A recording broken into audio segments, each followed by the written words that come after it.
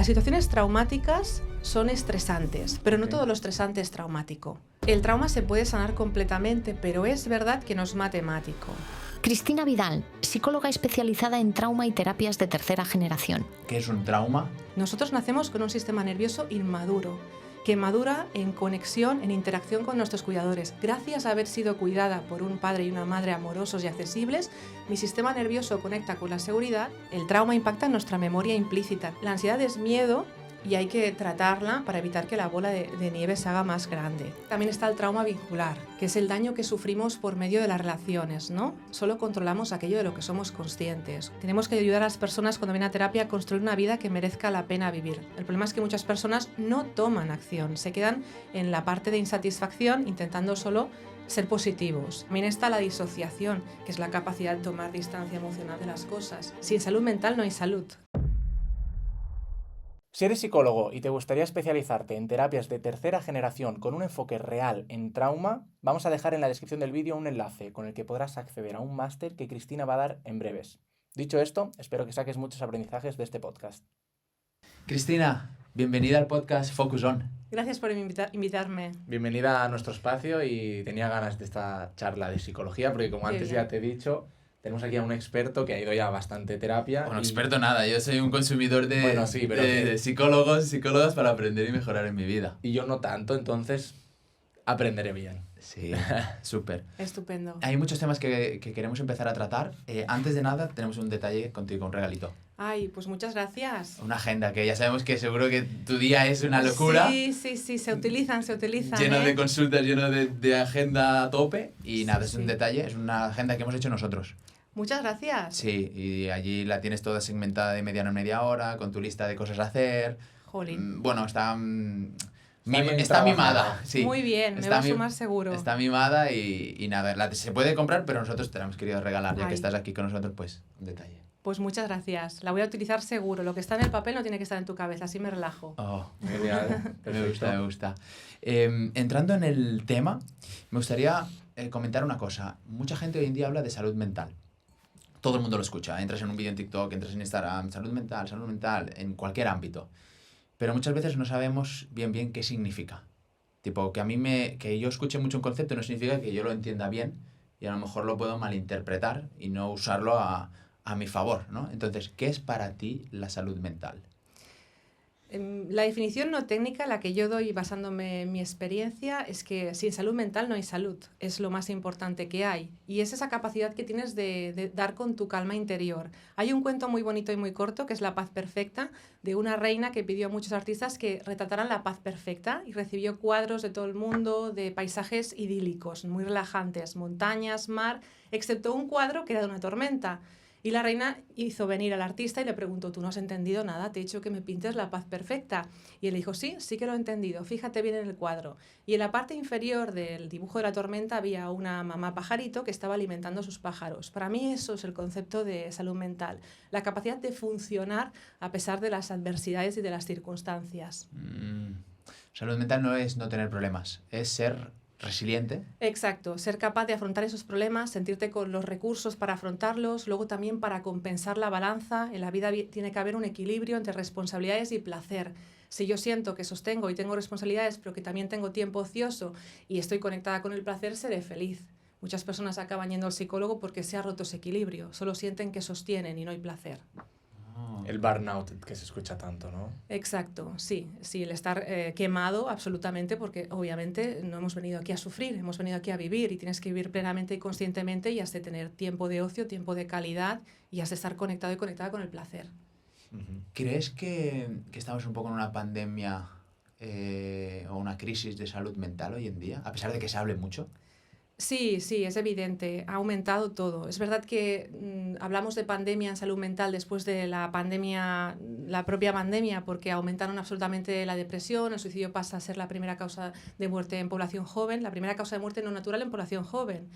Y hay pues más autolesiones, los datos son estremecedores. Estamos pasando una época en la que hay más demanda, pero ahora hay muchas variables que han hecho que esto sea así. Las redes sociales no están jugando un buen papel. Después también hay una demanda más alta de psicología, que es bueno porque hay una desestigmatización. La gente ya no tiene miedo a decir que va al psicólogo, lo dice y es un ejemplo, pero los recursos públicos están saturados. Y eso hace que cuando tú atiendas a un paciente, que lo vivimos los psicólogos que estamos más en el ámbito privado, pues sea alguien que ya ha pedido ayuda antes o que pide ayuda tarde. Y eso lo hace todo más difícil. Qué fuerte. Cuando una persona entra en el mundo de la psicología, tú has visto mucha gente, ¿no? Cuando tienes ese trauma que viene a tratarlo, ¿cómo puedes averiguar de dónde viene este tipo de trauma? Bueno, espera, antes de todo.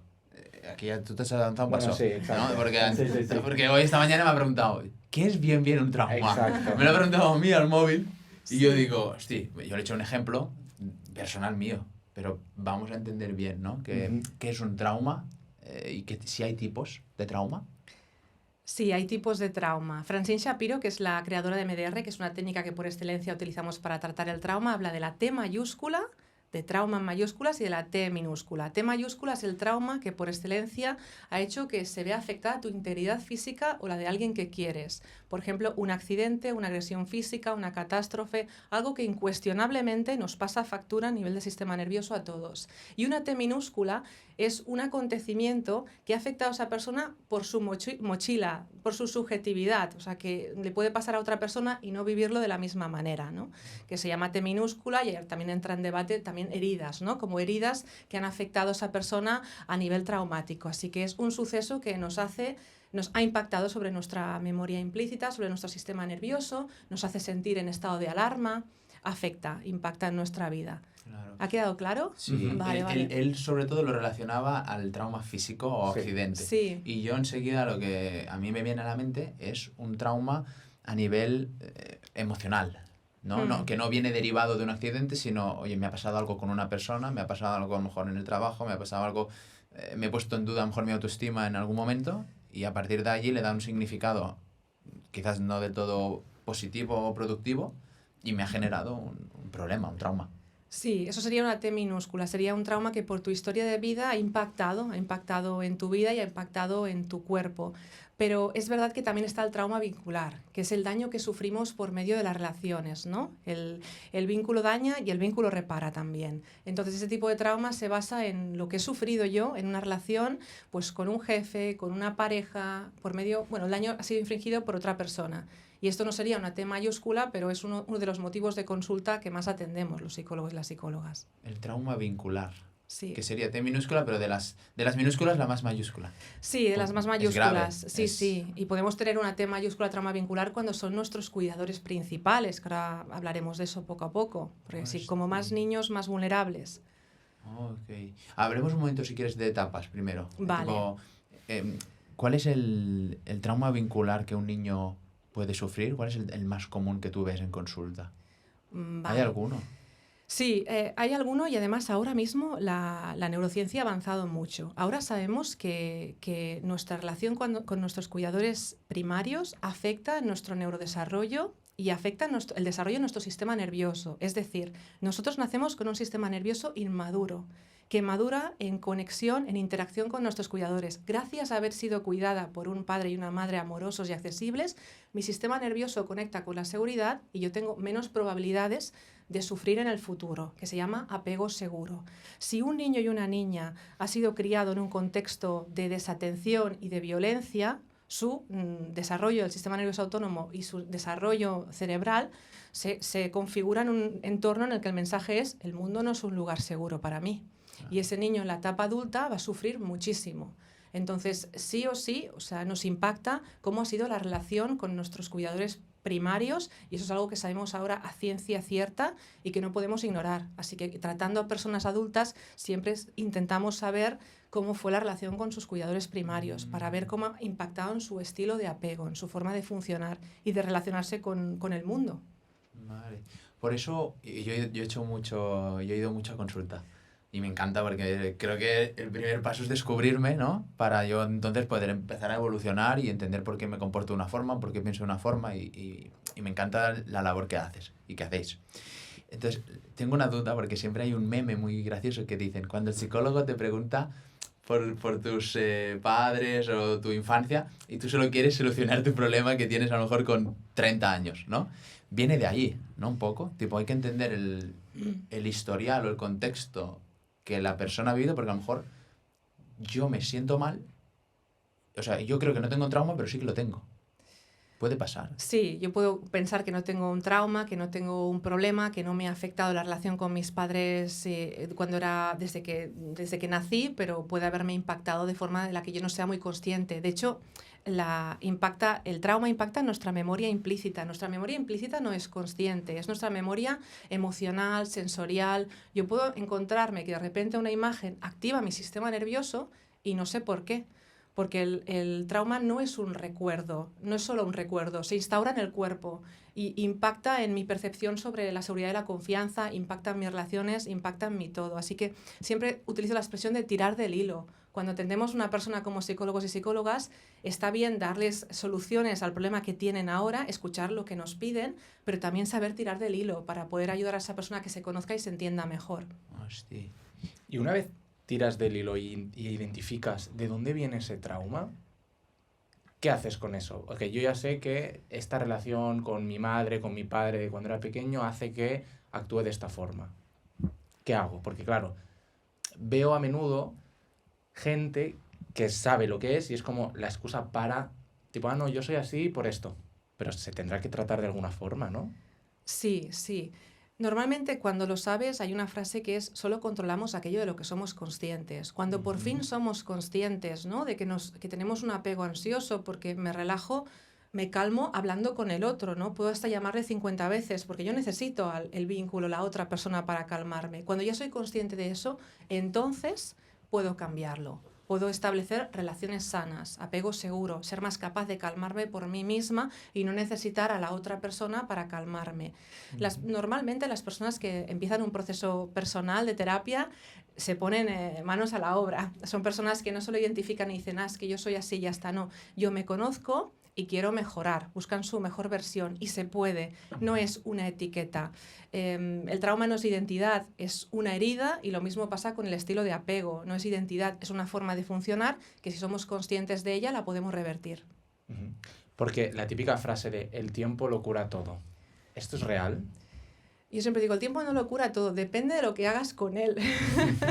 ¿No? Claro. Porque si tú durante este tiempo no haces nada para mejorar la situación y el problema que tienes y echas balones fuera, haces atribuciones externas, todo es culpa de los demás, no va a cambiar nada. En cambio, si utilizas, por ejemplo, una baja, que ahora tenemos muchas bajas laborales, para revisar qué me ha llevado aquí, qué me ha llevado a coger una baja por depresión o ansiedad, si vamos a trabajar esa resiliencia, si vamos a lograr que esa persona se conozca más y que su salud mental se blinde más, sea más equilibrada.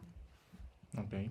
Claro, y cuando tú dices el tiempo lo cura todo, yo creo que es porque a lo mejor ya no hago nada y como que ya me olvido hasta de por qué tuve ese ataque de ansiedad y entonces creo que el tiempo lo cura todo, pero la realidad es que ese patrón puede volver a suceder si no lo entiendo. Exacto, exacto. Sí que es verdad que, por ejemplo, en casos como los que comentábamos, ¿no? De T mayúscula, cuando, por ejemplo, si sufrimos un accidente de coche, sí o sí, seas el ser humano que seas, vas a conducir en un estado de hipervigilancia después del accidente. Claro. Pero es verdad que con el tiempo, esa curva de intensidad de la sintomatología se revierte. O sea, el tiempo ayuda, pero hay que tener conciencia de qué está pasando. Por eso la persona ya se relaja. Cuando le explicas, es normal que tengas flashbacks, que tengas pesadillas. Cuando he hecho alguna intervención en emergencia, esa parte puede explicar a la persona, no estás perdiendo la cabeza. Es normal que te pase porque tu cuerpo está reaccionando de forma normal ante algo que no es normal. La persona se relaja y sí que allí el tiempo tiene su papel. Pero si yo tengo un problema y no hago nada, el tiempo no lo soluciona.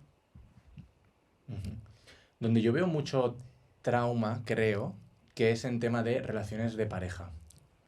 Pasa a menudo, ¿no? Que estás con alguien o todo va mal y ya la siguiente como que arrastras patrones de conducta. ¿Hay alguna forma correcta de superar a tu ex?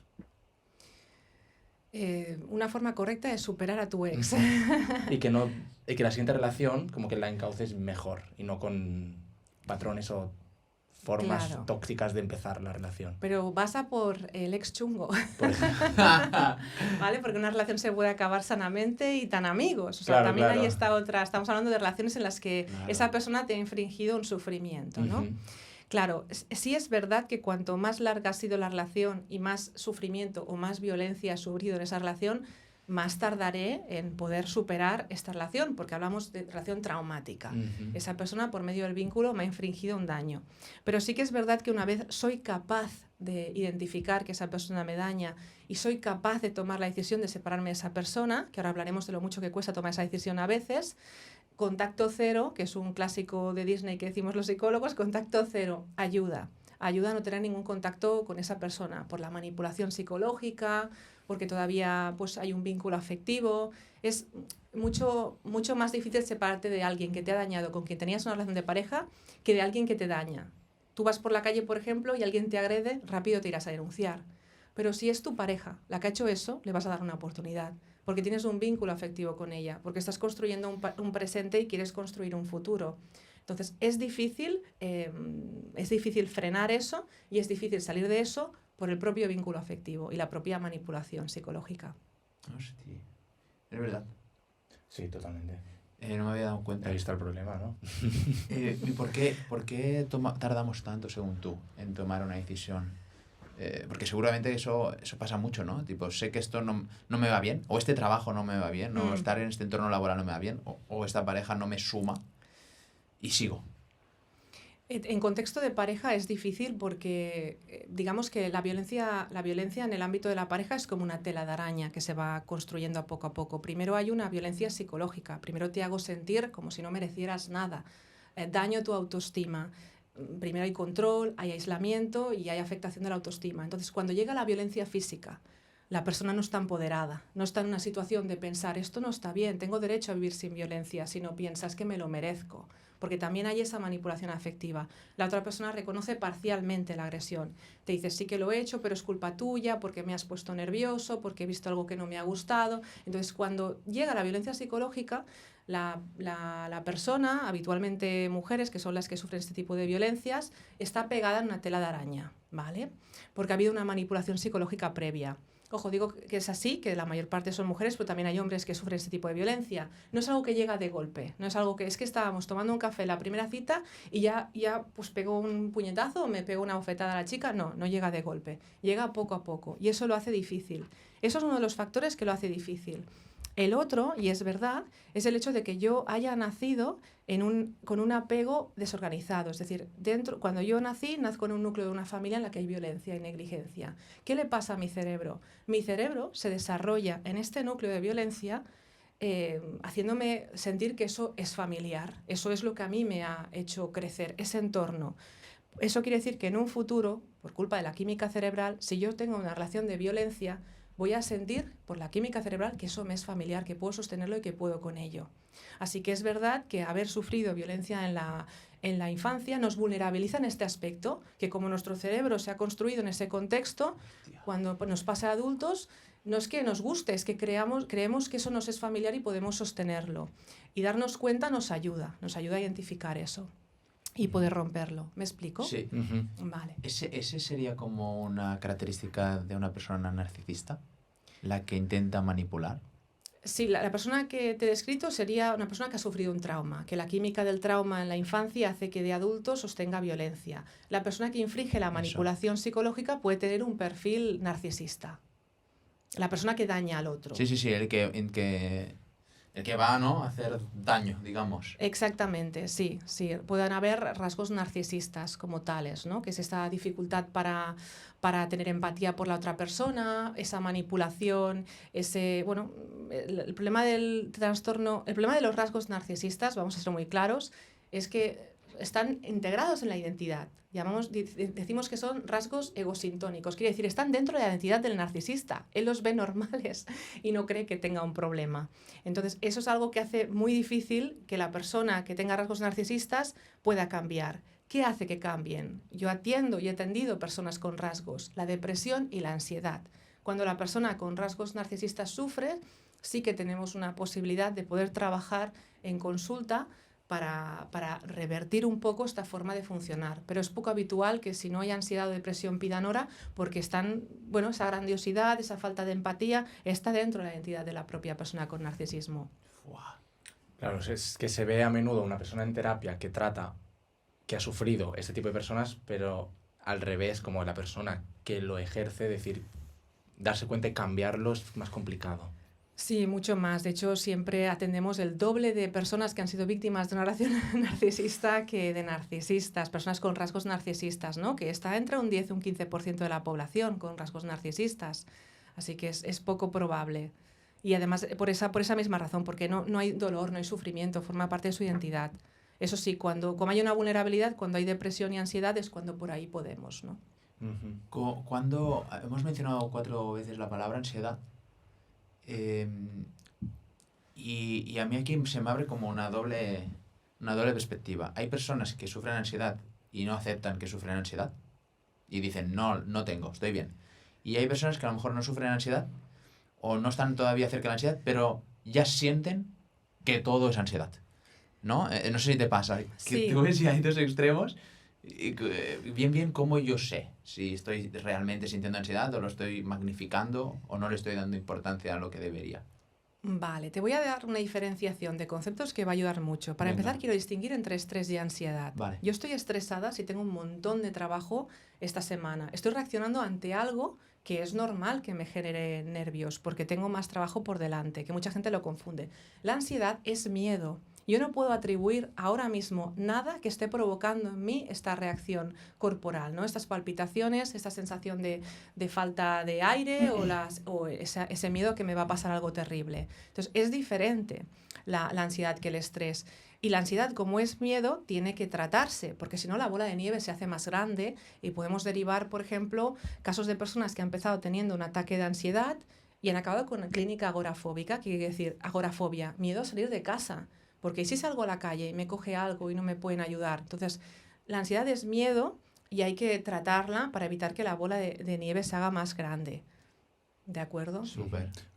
Has dicho como el estrés es cuando identifico Sí. lo que hay y la ansiedad como que no hay algo identificable a lo que No. atribuir. Exacto. Por ejemplo, es muy típico tener a consulta a una persona que te dice, bueno, es que vengo porque tengo ansiedad, es evidente, pero es que yo estoy bien. O sea, el año pasado o hace 2 años fue terrible, ¿no? Pues perdí a esta persona después de la pandemia, me pasó esto en el trabajo, pero es que ahora estoy a salvo y tengo esta ansiedad, ¿no? Porque la ansiedad es acumulativa, tiene eso, no puedes hacer esta atribución causal, ¿no? No reacciona a algo en este momento, ¿no? Excepto las fobias, que las fobias es un trastorno de ansiedad que sí, ¿no? Una araña. Claro, ahí sí. ¿Vale? Ahí sí. Entonces tú puedes haber acumulado circunstancias, ¿no? que te han hecho sentir miedo y al cabo de un año, cuando estás tranquilo o de vacaciones, ¡pum!, aparece la sintomatología con la ansiedad. Esto puede ser que pase porque en el momento en el que te ocurre esos eventos negativos, como que tú a ti mismo te dices, ahora no puedo sentir esto porque tengo que solucionarlo, y ya cuando estás bien, caes. ¿Es posible? Sí, hay estudios que avalan que por eso enfermamos en vacaciones, nuestro sistema inmunológico entonces baja y nos resfriamos y lo pillamos todo, ¿no? Estamos como en modo supervivencia. Ahora no me puedo permitir de remar, de pedalar, y luego cuando vuelves, ¿no? Cuando descansas, es cuando tienes esta sintomatología. También se ve este efecto, ¿no? Durante años se hizo estudios de trauma con los soldados cuando volvían de la guerra, tenían esta situación en la que en la guerra habían sostenido y cuando volvían aparecía toda la sintomatología. Es en un momento en el que tu cuerpo puede conectar y estar en calma que te das cuenta que no hay calma, que tu sistema nervioso está desregulado. Uh-huh. Entonces, esto de la ansiedad viene por un trauma, ya sea de T mayúscula o de T minúscula. Vamos a ser claros. Es decir, las situaciones traumáticas son estresantes, pero no todo lo estresante es traumático. ¿Me explico? No es lo mismo. O sea, Vale. sí que el trauma está vinculado a sintomatología de ansiedad, pero no todo lo que es ansiedad es trauma. ¿Vale? Recordemos que con trauma sí que podemos atribuir un hecho, algo que ha pasado en mi vida, que claramente afectó mi percepción de la seguridad y la confianza y ha impactado en mi forma de funcionar. Puede que derive en ansiedad o no. La ansiedad es un síntoma, sí, bueno, la emoción es el miedo, exacto, y como digo puede estar vinculada al trauma, pero no siempre que hay ansiedad hay trauma. Vale, ahora entiendo. Perdón, ¿eh? No, perfecto, sí. Ese es el motivo quizás, porque antes, hoy en día vivimos o vemos gente también que aparentemente en Instagram o gente que conoces, tú la ves y dices, hostia, parece que está muy bien, pero a lo mejor por dentro se siente muy mal. ¿A qué se debe eso? Porque hay más gente así de la que creemos, ¿no? Personas que creen que están bien, pero no están bien. De puertas para afuera, o tú dices, hostia, esta persona parece que está muy bien, o yo digo, hostia, yo creo que yo estoy muy bien, pero luego en el fondo me noto que no estoy bien, que me pasa algo, que arrastro algo, y esa sensación de debería ser feliz y no soy feliz. Pues es una razón para pedir hora psicoterapia. Eso pasa, ¿no? Mucho. Sí. Yo lo he vivido varias veces. Sí, pasa. Yo recuerdo también una persona que vino en la etapa adulta con un diagnóstico de ansiedad generalizada, ¿no? Que había ido funcionando hasta que al final pues tuvo pues una baja por ansiedad, ¿no? Le dijeron, tienes ansiedad generalizada. Y se describió así, que siempre había funcionado pensándose que estaba bien, pero en realidad no. Había como una sensación de vacío y de angustia que pudimos atribuir a la infancia, volviendo al clásico, Wow. a cómo esa persona vio que desaparecían figuras adultas a lo largo de su vida desde que era un niño, ¿no? Y describió yo funcionaba, o sea, no hacía baja, hacía lo que tenía que hacer, pues con mi rol de pareja, con mi rol de amigo, con mi rol de hermano, hasta que un día pues me doy cuenta de que no estoy bien y pido ayuda. Es ese momento en el que sientes que no hay coherencia, ¿no? Entre la vida que llevas y el estado emocional que sientes, en el que tienes que pedir ayuda, porque tiene que haber coherencia. Hemos de sentir que vivimos alineados a nuestros valores y que estamos bien. Súper. Que tengo una pregunta a título personal, porque a mí me encanta pedir ayuda. Uh-huh. Yo creo que es lo más inteligente del mundo, pedir ayuda. O sea, cuando hay alguien que sabe y ha estado 10 años haciendo una cosa y sabe hacer esa cosa, yo pienso, ¿para qué voy a estar yo 10 años para saber lo mismo que tú? En plan, pido ayuda y tú me lo vas a facilitar antes, está perfecto, para eso estamos, ¿no? Pero hay gente que no pide ayuda. Yo, por ejemplo. Que quiere hacer la guerra sola. Yo me apaño, yo puedo. Porque se sienten a lo mejor incluso mal, o yo incluso tenía una amiga que me decía, es que me siento inferior cuando pido ayuda. Y yo pienso, joder, si deberías sentirte superior. Si te quieres sentir algo, siéntete superior porque estás apalancándote y estás... O sea, es mucho más inteligente. No te puedes sentir inferior. ¿Por qué crees tú que nos cuesta pedir ayuda cuando estamos bloqueados, estamos estresados, estamos ansiosos? Aquí, con el ejemplo de tu amiga, lo respondes, ¿no? Hay como herencias morales, emocionales, etiquetas, ¿no? Que hemos recibido desde que nacemos por parte de nuestro contexto. Siempre hemos de ver el contexto. ¿En qué contexto he aprendido a relacionarme con el mundo? Si tú has crecido en un entorno en el que espabila, levántate, no te quejes, tira adelante, venga, pues es lógico que tú creas que esa es la forma de funcionar cuando eres adulto y sostengas mucho más eso. Esa es la respuesta si existe la necesidad. Luego puedes ver, ¿verdad?, que hay personas que no han tenido nunca la necesidad de pedir ayuda. El problema es cuando la tengo y no lo hago. ¿Qué me está limitando? ¿Qué no me está permitiendo? En el caso de tu amiga, ¿no? Pues que me siento inferior. Eso es un mensaje. Eso no es de ella. Seguramente venga de un mensaje que ella ha oído siempre a la hora de construir su identidad desde que era pequeña o ha visto por modelaje en sus padres. Ya. Y a raíz de esto me sale una duda que es... Bueno, tengo dos dudas. Antes de esto te hago otra. Porque creo que viene a relación. Has dicho antes que cada vez ves más bajas laborales. Sí, o sea, está habiendo un aumento de bajas laborales que se piden. ¿A qué crees que se debe hoy en día? Lo mismo, bueno, salud mental. Hemos dicho que hay más demanda, hay más depresión, más ansiedad y esto está afectando a la parte productiva de nuestra sociedad, ¿no? Que son los empleos y se está viendo en las empresas. Y sí, hace poco también han publicado datos que las empresas están muy preocupadas precisamente porque hay mucho absentismo laboral por bajas psicológicas. Okay. Sí, está ligado a lo que hemos dicho. Sí o sí tenemos una situación en la que hay más ansiedad, más depresión, pone en evidencia que no estamos pudiendo abarcar, ¿no?, desde donde deberíamos, ¿no?, que es la pública en este caso, que estamos en España, esta demanda.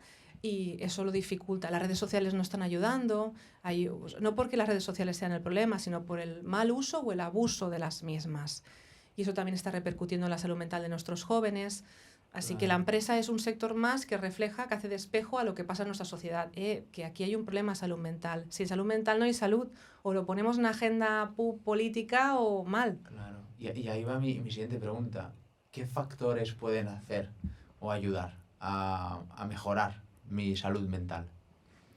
La clave es el equilibrio. Por una parte, que tú sientas que tienes... hay una frase muy bonita de Marsha Linehan, que es una autora de las terapias de tercera generación, que dice que tenemos que ayudar a las personas cuando vienen a terapia a construir una vida que merezca la pena vivir. Tú tienes que sentir que vives una vida que merezca la pena vivir. Una vida que te permite descansar, tener ocio, tener tiempo de calidad individual, no una vida en la que solo sostienes responsabilidades, tienes deberes, sino que también tienes derechos. El derecho a poner límites, a sentir placer, a descansar, a tener tiempo de calidad. Si tú eres consciente de esta balanza, no vas a coger una baja. Pero si tú, por ejemplo, trabajas 40 horas a la semana y solo vives esperando las vacaciones, que son 30 días al año, algo en tu vida no va bien. Tu vida debería ser apetitosa desde que suena la alarma por la mañana, no solo cuando estás de vacaciones. Se trata de que hagamos esta reflexión y nos preguntemos, ¿llevo la vida que quiero? ¿Hay un equilibrio entre responsabilidades y placer?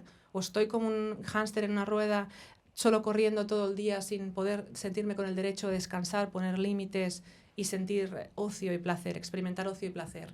Claro. Probablemente hay alguien que a lo mejor estará pensando ahora viendo esto, hostia, me resuena. Tipo, esta cosa la he vivido o la estoy viviendo. Yo creo que todo el mundo o la ha vivido o la está viviendo, pero todos hemos vivido esto, ¿no? Pero no es fácil, ¿no? Enseguida sale como otra vez el pensamiento de, hostia, no es fácil porque, claro, es que no me gusta lo que hago, es que tengo que ir a trabajar, porque si no voy a trabajar, ¿qué hago con el alquiler, no? ¿Cómo se gestiona eso? Desde la parte de psicóloga, que seguro que has visto, ¿no? Y has tratado situaciones así. ¿Qué pasa por ahí? Que alguien no esté contento o contenta con su trabajo. Claro, dice, con su rutina a lo mejor, ¿no? O sea, quiero hacerte caso, ¿no? Sí. O sea, quiero hacer como Cristina. Sí. Y vivir en equilibrio. Y darme también, no solo sostener, y también darme placer. Pero después vuelvo, ¿no? Me voy y vuelvo a mi día a día. Joder, y mi día a día es que no soy capaz. La organización es un tema muy importante. Con más organización puedes hacer más y mejores cosas. Por eso he creado una masterclass gratuita, de solo 12 minutos. Puedes acceder clicando aquí abajo o en el código QR de arriba. En esa masterclass te enseñaré 3 trucos para que puedas organizarte mucho mejor. Espero que te guste y seguimos con el podcast. Porque no es así, no encuentro el hueco, ¿no? Es que se trata de eso. El problema es que tiene que haber... El tiempo es vida. No puedo decir que no tengo tiempo para vivir y para estar bien. El tiempo es vida. Cuando alguien viene a consulta y realmente es lo que dices, vive ahogado en una rutina, trabaja en un trabajo que no le gusta, luego ejerce la paternidad y la maternidad sintiendo agobio, sin disfrutar y conectar con sus hijos, lo primero que ves es que allí no hay tiempo de calidad individual, nada, que no se respeta una hora para ir en bici, no se respeta una hora para tomarse un café con una amiga o un amigo. Se trata de que durante los 7 días que tiene la semana, dentro de la baraja de cartas que tengo, la vida nos da unas cartas, ¿vale? Es verdad, yo tengo ese trabajo, pero es verdad que también puedo cambiarlo, ¿no? Yo he elegido la paternidad, pero yo puedo ejercer este trabajo y ejercer la paternidad desde otro lugar, con mi baraja de cartas, en el que sí, por ejemplo, sea intocable que 2 días a la semana pues vaya a hacer gimnasio, vaya a yoga, o me ponga cada fin de semana algo que me apetezca mucho que llegue, ¿no? Podemos hacer nuestra vida apetitosa, aunque tengamos que trabajar y tengamos que ejercer con la maternidad nuestras responsabilidades. Se trata de recordar que el tiempo es vida y que yo no puedo decir que no tengo tiempo para hacer lo que realmente me apetece. He de encontrarlo en los 7 días que me da la semana. Si no, al final, nuestro cerebro afectará nuestra química cerebral y acabaremos con depresión. Pero es normal porque no estamos expuestos constantemente a un exceso de cortisol y no sentimos placer. Vale. Así que yo siempre digo, quien para, repara. Si sientes eso, vamos a parar, vamos a hacer terapia para reparar eso que no funciona y que sientas que realmente tienes una vida que merezca la pena. ¿Te pasa de 2 personas que viven la misma situación y los dos no paran? Sí. Tienen un trabajo 40 horas, no les acaba de convencer y los dos no paran. Pero uno se lo vive y dice, no tengo tiempo, y el otro bloquea tiempo y dice, pues lo voy a sacar de como sea y se lo vive mejor. Es decir, mismas situaciones, pero formas diferentes de enfocar. ¿Te ha pasado de verlo?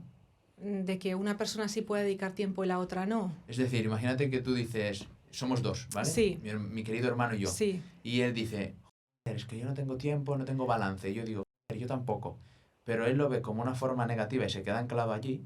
sí, Y yo a lo mejor digo, hostia, esta es mi situación ahora, pero quiero verlo de una forma diferente, o sentirme de una forma diferente, o crearme una película en mi mente diferente sí. para pensar que no es el tiempo que tengo, sino es cómo lo uso. Y así yo me empiezo a evolucionar y sentirme mejor aunque estemos en la misma situación y él no. Vale. O sea, la pregunta es, ¿cuánto es importante el hecho y cuánto es importante la película que yo me cuento en psicología? Bueno, eso es determinante, ¿no? Eso es lo que pasa y esto es la película que yo me monto de lo que pasa. Sí, la forma, los mensajes, nuestro diálogo interno, la forma en la que nos hablamos tiene Eso. mucho peso. El Si yo diálogo cada día, interno. Eso. exacto, si yo cada día tengo un diálogo interno de qué rollo, no, odio mi trabajo, no me gusta y después de hacer esto, obviamente me estoy intoxicando y estoy intoxicando a las personas de mi entorno. El ser conscientes de cómo nos hablamos ayuda mucho, pero también es importante tomar acción. Ujú. Al final, aunque tú seas una persona con un diálogo interno más positivo, deberás tomar acción con aquello que no te gusta. Si no, al final te lastrará.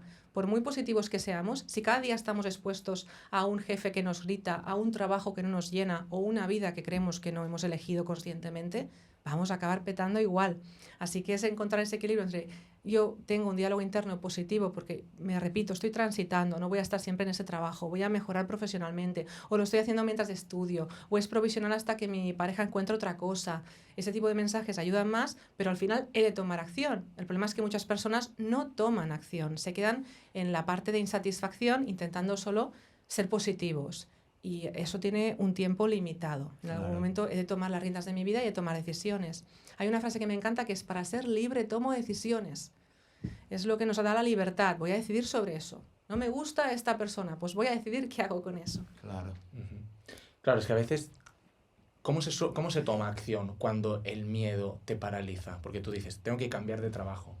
Y yo sé que esto, O la pareja. o la pareja, o lo que sea, pero a veces te da miedo decir, vale, lo cambio, dejo el trabajo y busco otro, o dejo mi pareja y empiezo una nueva vida solo o sola. ¿Cómo se supera este miedo que te paraliza en estas situaciones? Afrontando el miedo, o sea, convirtiendo cada preocupación en una ocupación. Vamos a ocuparnos de este miedo, vamos a mirarlo a la cara. ¿Qué es lo peor que puede pasar trabajando con ese miedo, no ignorándolo? Lo importante es lo que has dicho muy bien. El miedo, o sea, o es bueno, nos mantiene alerta y nos hace tomar decisiones que no están mal, o nos congela y nos hace sentir que no somos capaces de hacer nada. Cuando nos congela, cuando no nos mantiene activados pero nos para y nos hace pensar que será terrible lo que pasará, hay que abordar eso. Hay que abordar ese miedo. Hay que disipar esa niebla que te impide ser tú mismo porque tienes miedo a fracasar.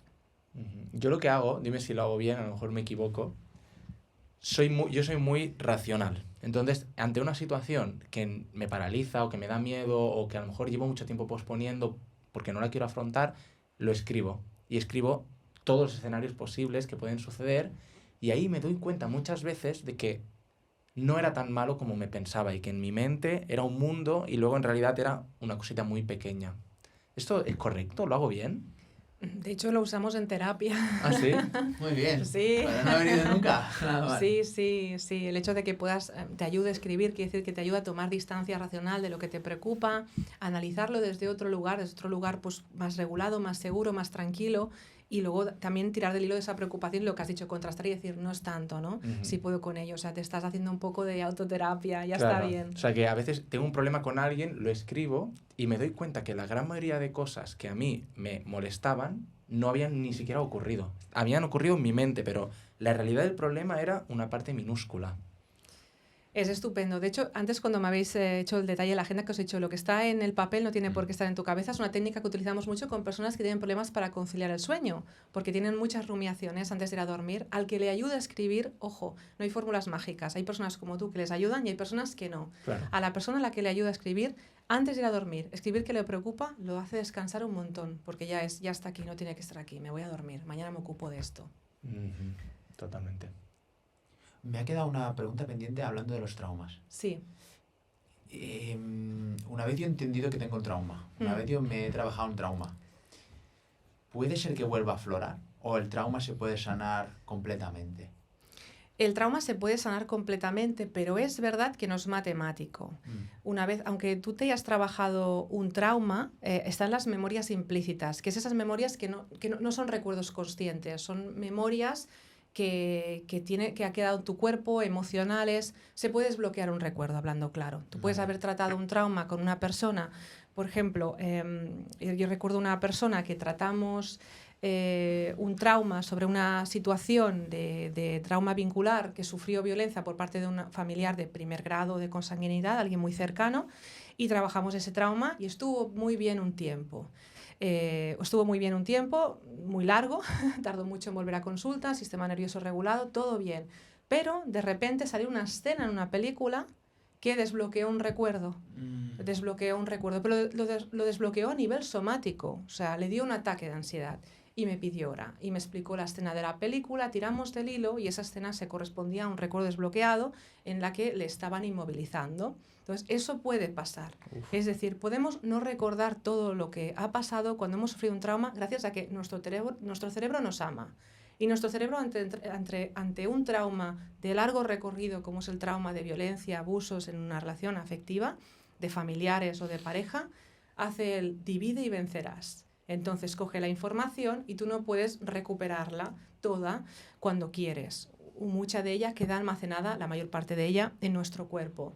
Entonces, a medida que tú te vas tratando, en terapia pasa, van aflorando recuerdos, ¿no? Ahora he recordado, Cristina, pues que alguien estaba grabando. Ahora he recordado, porque estamos en ese momento, desbloquear recuerdos. Pero puede acabar la terapia y un tiempo después, un desencadenante, un trigger, lo llamamos, ¿no? Un olor, una imagen, algo, puede desbloquear otro recuerdo. Hostia. Es una estrategia de nuestro cerebro. Él divide para poder protegernos, se llama descompartimentación. También está la disociación, que es la capacidad de tomar distancia emocional de las cosas. Hay personas que han sufrido traumas en las relaciones, que cuando están en una relación futura de pareja y hay una situación emocionalmente muy intensa, no es que sean frías, es que hay una disociación, se distancian de esa situación para protegerse. Eso también pasa. Entonces sí puede ser que tú te hayas tratado el trauma de que hayas estado bien 1 o 2 años y se te desbloquee un recuerdo y tengas que volver para trabajarlo. También puede ser que no. Ya. Hostia. Igualmente, en el caso de que te suceda, la persona no vuelve a empezar de cero. Eso es la cosa buena que la gente tiene que saber y recordar. Sí, porque hay un trabajo hecho. Exacto, no vuelve a empezar de cero y tampoco se asusta tanto. La primera vez que atendemos a alguien, el nivel al que está ese ataque de ansiedad, por ejemplo, sea si es por ansiedad o por trauma, es ¿no? Cuando esa persona hace terapia, si la ansiedad vuelve, esa persona que cuando vio la escena de la película se volvió a reactivar, no escaló tanto. Me dijo, nada que ver con lo que me trajo aquí la primera vez, pero sí que he notado esa reactivación del sistema nervioso, las palpitaciones y todo. Así que sí, hay como un autoconocimiento, una mejor gestión de esa situación y no vuelves de cero. Solo se ha desbloqueado un recuerdo más.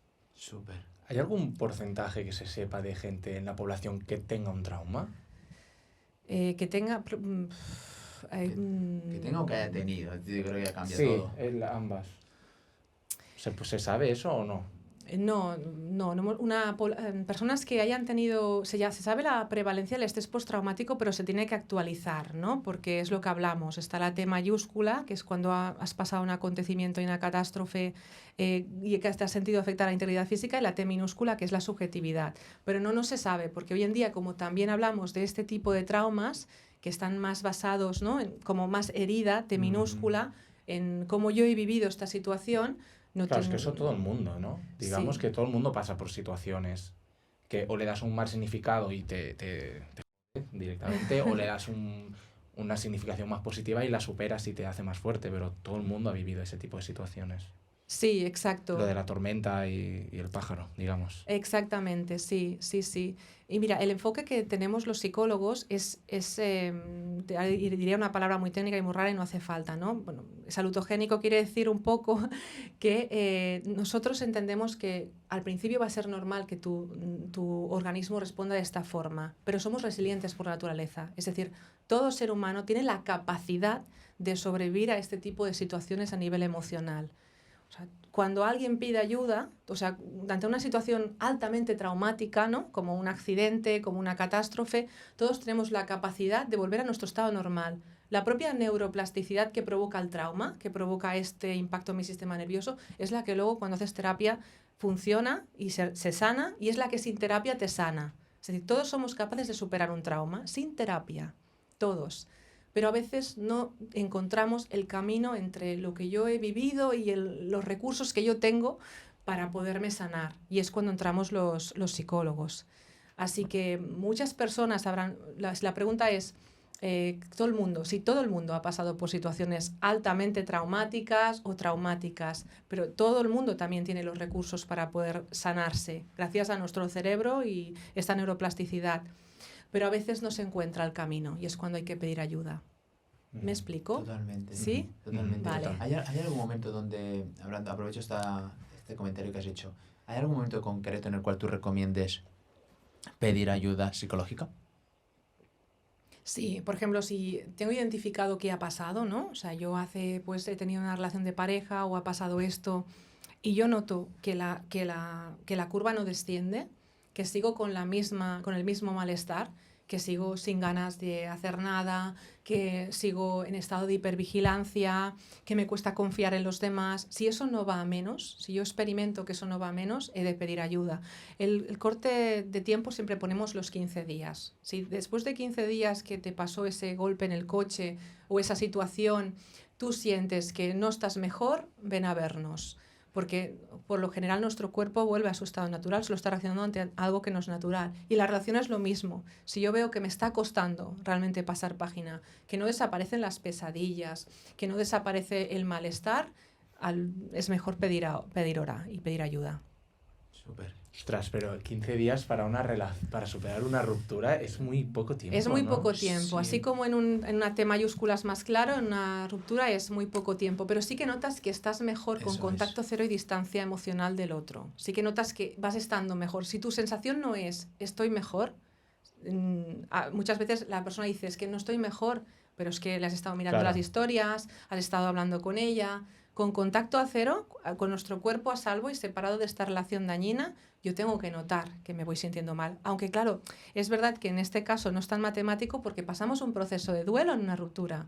Y un proceso de duelo tiene sus etapas, ¿no? La negación, la rabia, la tristeza y la aceptación. Entonces tú puedes estar si tú no eres el dejado, la dejada, tú ya has empezado ese proceso de duelo. Si yo soy la persona que ha cortado, yo hace tiempo que he decidido que quiero dejarlo contigo. Yo ya estoy juego en otra liga. Sí. Estoy en otro punto, en el de aceptación. Pero si yo te lo suelto a ti ahora, tú has de empezar tu proceso de duelo. Y eso es aceptar que te acaba de decir que te deja. Aunque sea una relación dañina, es un proceso de duelo. Y a veces no somos muy conscientes de ello. Así que buena pregunta. Esto de que te dejan es algo difícil de asimilar. Y cuando hablas del contacto cero, es como bastante complicado cumplirlo, ¿no? ¿Hay alguna estrategia para llevar a cabo eso correctamente? Porque pasa cuando te dejan que tú quieres hablar con esa persona y le escribes, aunque sabes que no lo deberías hacer. ¿Cómo puedes cumplir con eso cuando realmente tú querrías muchísimo? Sí, el contacto cero lo solemos aconsejar cuando la relación era dañina y la persona manipulaba, hacía manipulación afectiva. Es cuando lo aconsejamos. Si la finalización de la relación ha sido cordial y la persona dejada no tiene un apego ansioso, no te va a coser a mensajes y te va a llamar 50 veces, se puede establecer una conversación. Pero para que el contacto cero sea efectivo, para que tú seas capaz de no escribir más a esta persona, sí que es verdad que te ayuda que tú hayas podido decirle todo lo que piensas. De que tú hayas sentido que has podido preguntarle todo lo que necesitabas. Como en una relación no tóxica, que necesitas respuestas, pero ¿qué ha cambiado? ¿Qué ha pasado? Si hace unos meses estábamos bien, necesito, y la otra persona es que no mando sobre lo que siento, he dejado de sentir. Si esa conversación se ha producido, es más fácil. Es muy difícil mantener contacto cero cuando necesito respuestas. Claro. Y es cuando necesitas escribirle y decirle, pero ¿por qué? ¿Por qué ha pasado? ¿Qué es lo que vemos? En relaciones normales, en las que no ha habido daño. Si tú necesitas respuestas, vas a necesitar escribirle. Entonces está bien primero tener esa conversación final siempre. Y ya después, chao, Exacto. Pasar página. Ostras. Exacto. Muy bien. Sí, sí. Es curioso porque tú te lo llevas a parejas. Yo ayer vi un post, un reel, no sé muy bien, tuyo, que hablaba de la dificultad de hacer amigos a los 30. Sí. Y me dice mucha gracia y yo me lo llevo a esta cosa que digo, hostia, eso es una de las cosas que creo que poco a poco se va a hablar más, ¿no? De parejas se habla mucho, de bajas laborales se habla mucho, pero de la sensación o el trauma de estar solo, de no tener un buen círculo de amigos, se habla poco. Sí, bueno, en este caso tú te refieres más a la soledad afectiva, la soledad no deseada, ¿no? Hay la soledad elegida y la soledad afectiva no deseada, es decir, el necesitar vínculos que no existen. Es verdad que cada vez se habla un poco más. Al tema que decías, para ir un poco así por orden, es verdad que nos cuesta más hacer amigos a partir de los 30 porque nos conocemos más, somos más selectivos y más selectivas. Conocemos nuestros valores y difícilmente compartiremos mesa o nos sentiremos con ganas de empezar una relación con una persona que, por ejemplo, no es respetuosa, no es tolerante, no es alegre y no tiene esos valores que yo necesito que tenga. Cuando más te conoces, más complicado es encontrar pareja, sí que es así. Pero sí que es verdad, y ahora mismo hay un término nuevo en inglés, no lo recuerdo, que habla de la soledad elegida, que hay muchas personas que son singles por elección. Es que yo prefiero estar en mi casa sin pareja porque es que estoy bien, o sea, soy una persona que soy feliz, tengo amigos, tengo personas que quiero, cuido mis vínculos, cuido las flores de mi jardín y estoy bien. Claro. Y este tipo de soltería ahora está muy normalizado, ya no está tan estigmatizado. Pero hay que diferenciar con lo que has dicho tú, la soledad afectiva. Cuando una persona se siente sola, pero no desea estarlo. Y hay que poder abordar eso y pedir ayuda, porque sencillamente en esa situación hay cosas, hay un vacío, hay cosas que no hay en su vida que deberían haber, ¿no? Que son relaciones sociales. Fijaros en el impacto que tiene el apego en nosotros, porque somos seres sociales por naturaleza. Necesitamos, aunque vivamos solos y solas y estemos bien, como siempre dicen, estoy soltero, ahora se dice, estoy soltero pero no solo. Estoy soltera pero no sola. Es decir, estoy soltero por elección, pero no estoy solo. Tengo gente que quiero, con la que puedo disfrutar y con la que puedo compartir tiempo de calidad. Esto cada vez somos más conscientes de ello y está como más claro. Pero cuando yo no siento así, o sea, yo no estoy contento, no estoy contenta, yo no querría estar soltero, es que en realidad te sientes solo, sola y que hemos de ver qué pasa, ¿no? Súper. Es que yo creo que hay un momento en el cual a lo mejor incluso uno normaliza, ¿no?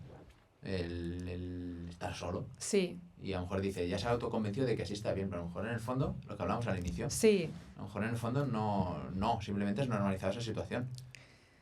Pero Sí. no hay un equilibrio, no hay a lo mejor un balance, o el que tú te gustaría en el fondo si pudieses elegir, y hay que trabajar. Sí. La clave está en esa incomodidad. Si yo acepto que estoy soltero o soltera, pero en realidad me siento solo sola y no es una soledad deseada, hay una incomodidad. Y es lo que has dicho tú, es lo que nos ha de hacer pedir ayuda. Si he aceptado la situación con salud mental, ¿no?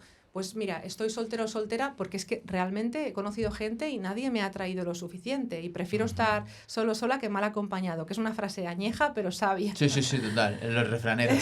Sí, pues entonces bien, no hay incomodidad. Claro que te gustaría tener una relación de pareja estable, pero hasta ahora no has dado con esa persona y mientras vives libre y feliz y conscientemente. Súper. Digamos que todo esto son patrones, ¿no? También en el fondo, el rollo, cosas que suceden y generan una conducta en mí y a lo mejor se va fortaleciendo. Mi pregunta es, ¿cómo una persona que detecta estos patrones, porque a lo mejor hay gente que ahora está identificando, ¿cómo yo puedo empezar a desconfigurar mis patrones? ¿O cómo yo puedo empezar a vaciar mi mochila? ¿Hay algún pequeño tip de inicio? Interrumpo el podcast para explicarte una novedad que hemos traído. Hemos creado una comunidad de WhatsApp que si tú entras vas a tener la oportunidad de hacer preguntas que quieres que salgan en los podcasts que vamos a ir haciendo. Aquí viene mucha gente muy profesional y si tú quieres preguntarle algo directamente, podrás hacerlo a través de esta comunidad. Además que explicaremos el día a día del podcast, cosas que nos ocurren detrás de cámaras súper divertidas. Así que si te interesa todo este tema, te dejo aquí el link de la comunidad. Terapia, trabajo personal, ¿no? Esa parte de tomar conciencia de cuándo son realmente elecciones personales, ¿no? La forma en la que me relaciono es una elección personal consciente o son herencias automatizadas, patrones adquiridos. Son patrones, pero también la vida es contexto. O sea, ahora mismo tenemos un contexto que nos facilita mucho el trabajo personal, el aceptar que el poner nuestra autoestima por delante de someternos a una relación en la que la otra persona no tenga los mismos valores. Es el momento ideal para hacer terapia y ser tú mismo y tú misma sin miedo al que dirán, porque se juzga mucho menos. Antes eran patrones y era contexto sociocultural. O sea, creces, ¿no? Naces, creces, te reproduces y mueres, ¿no? Esperaban que creciéramos, nos casáramos, tuviéramos hijos. Hoy en día no. Hoy en día el contexto ha cambiado. Hoy en día se habla de diversidad. O sea, se entiende que hayan personas que estén solteras pero no solas. Se entiende que hayan parejas que elijan conscientemente no tener hijos. Entonces es un momento bueno para revisar patrones y ser tú mismo y tú misma. Súper. Me gusta. Mírate la pregunta Vale. final mientras, Vale. ¿vale? Si tú la controlas más. ¿Hay alguna cosa que nos hemos dejado que te gustaría comentar? Sobre trauma me gustaría dar un mensaje esperanzador, ¿no? Dejar claro que el trauma es una herida, no es identidad y que se puede tratar, que la misma neuroplasticidad y estos síntomas que hemos tocado tanto, ¿no? Como la ansiedad y el estado de hipervigilancia se desactiva cuando pedimos ayuda y deja de impactar en nuestras relaciones. Y también dejar claro que no todo es trauma, que tiene que haber ese efecto que hemos dicho, esa activación de nuestro sistema nervioso, ese cambio en la percepción de lo que es la seguridad y la confianza, para que hablemos de trauma. Ha de haber un hecho y yo tengo que poder hacer una atribución sobre que eso a mí me afectó para hablar de trauma. Es importante que establezcamos puentes entre nuestra biografía, nuestra vida y lo que sentimos, que es lo que hacemos en terapia, establecer puentes, ¿no? Es que tú hoy te sientes así porque tú aquí te sentiste así. Esa es la clave y es lo que recomiendo. Que hacer un trabajo personal que aquí en España no es obligatorio, pero en otros países es obligatorio que los psicólogos y las psicólogas lo hagamos. Es esencial para poder ser una persona pues, con resiliencia, que no te resuene lo que te cuentan los demás, ¿no? Que no te haga de trigger, ¿no? de detonador y desactive un recuerdo sobre una experiencia que tengas que trabajar. Así que esa es la clave. Recordad que con terapia se puede, que no ha de haber nunca una lectura pesimista con esto. Y que es un buen momento, como he comentado, porque el contexto hoy es mucho mejor que lo fue hace 30, 40 años. Hoy incluso, para ir terminando, hoy incluso decir que vas al psicólogo suma más puntos, está mejor visto que no ir, ¿no? O sea, tipo antes decía, voy al psicólogo, y a lo mejor decía, uy, tiene problemas, estará mal. Y hoy en día, cuando yo, al menos mi sensación, cuando yo veo a alguien que me dice, hostia, yo voy al psicólogo y tal, yo pienso, ole tú. En plan, significa que es una persona que, uno, quiere mejorar y dos, cree que puede mejorar, porque si no, no va. Sí, totalmente. Lo veo como tú y te decir que, por ejemplo, como psicóloga, siempre debemos posicionarnos, y es donde estoy yo, en la admiración por las personas que piden ayuda, porque se ha de ser valiente para ir al psicólogo, porque vas a mirar a los ojos a aquellas cosas que te preocupan, te dañan o te perturban. Así que es un acto de valentía, también me atrevería a decir. Me ha gustado mucho lo que has dicho, pues también añadir que es de valentía, que al contrario, no es un signo de vulnerabilidad o de debilidad, sino de valentía, ¿no? Yo quiero pues, poder afrontar mi vida con esa convicción y esa paz mental. Súper. Buenísimo. ¿Hacemos la última pregunta? Sí. Genial. Tenemos una tradición en el podcast, que es que tú vas a responder una pregunta que dejó la última persona que vino y dejarás una pregunta para la siguiente persona. Son preguntas buenas. Vale, qué originales. Sí, no te preocupes. La pregunta que dejaron para ti, bueno, no era para ti porque no sabían a quién era, pero la pregunta que dejaron fue, ¿quién es para ti tu persona lugar seguro? Vale. Bueno, mi lugar seguro soy yo, como persona con salud mental, yo me puedo autorregular y calmar, pero también tengo vínculos que son un lugar seguro para mí, porque mi marido y mi hija, por ejemplo. Pero muy bien esto de soy yo, la verdad que no había pensado esa respuesta. Yo tampoco, me ha gustado mucho. Qué bien. No, es que tiene sentido, debería intentar que mi primer lugar seguro siempre recaiga en uno mismo. Sí, es que en terapia trabajamos el lugar seguro y eres tú. Lo trabajamos desde un ejercicio que es ese, que no necesites a nadie para calmarte. Donde tú quieras, donde estés tú, estarás bien. Hostia. Buenísimo. Qué bien hicieron esta pregunta, ¿eh? Sí. Y justamente no sabían que venía una psicóloga y ya estaba muy bien tirada. Qué bien. ¿Qué pregunta te gustaría dejar a ti para la siguiente persona? Mira, voy a coger a Marsha Linehan, ¿no? O sea, ya que es una pregunta personal, pues preguntarle si vive una vida que merece la pena vivir. Súper. Me gusta. ¿La apunto? Tengo una última duda. Venga. O sea, tío, si se puede saber. cada uno valora si yo merezco, o sea, si yo estoy viviendo una vida que merece la pena vivir, ¿no? Para mí quizás es una vida y quizás para ti es otra, está perfecto. ¿Funciona igual para el éxito? Es decir, ¿el éxito es una definición o debería cada persona poder tener su propia definición de éxito? Debería cada persona tener su propia definición del éxito. Para mí el éxito es eso, vivir una vida que merece la pena vivir y sentir que la balanza está compensada, que hago lo que me gusta y que además tengo ocio y placer en mi vida. Así que cada uno debería definir qué es el éxito para él. Y sobre todo tener claro que el verdadero fracaso es no intentarlo. O sea, darle mucho más peso al propósito y al peso y al éxito que no al fracaso. Que ahora se está diciendo mucho de no es importante tener un propósito. Sí lo es. Sí lo es tener una definición del éxito y tener claro un propósito. Porque si no hay faro, nos perdemos en el mar de la vida. Hemos de tener un faro, un objetivo. Sé que hemos hecho la pregunta final, pero tengo una duda.